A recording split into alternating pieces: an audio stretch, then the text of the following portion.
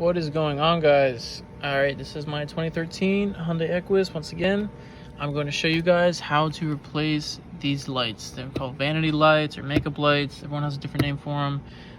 Both of mine are not working, and I'm going to show you how to pull them out. So basically, you just get a flathead screwdriver, carefully put it in the side right here, and you're just going to apply downward force. It's going to feel like it's going to break, but it's not. Just like that.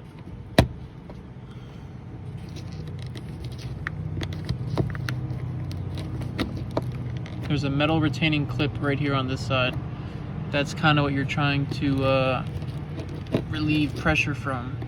So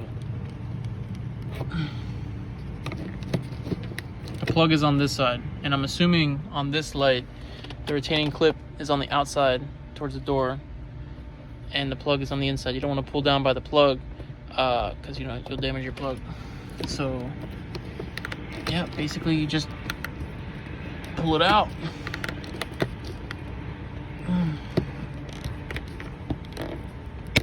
There it is. There's the clip that retains it in there. There's your wire harness.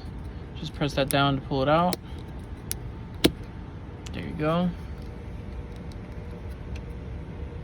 So I'm trying to find the actual LED, but I can't find it. They're only selling it as a module. So I mean, if you want to pull it apart, you just lift those beige clips up.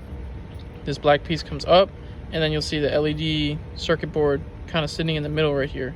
If you can find that, please comment the link to just buy that. But so far, all I could find is this whole housing to be replaced. So obviously, it'd probably be cheaper to buy that LED board, but for the meantime, I think it's like 20 bucks for each of these. So I'm gonna buy 2 of them and reinstall.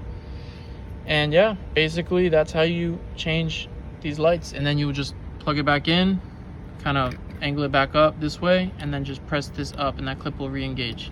All right, guys.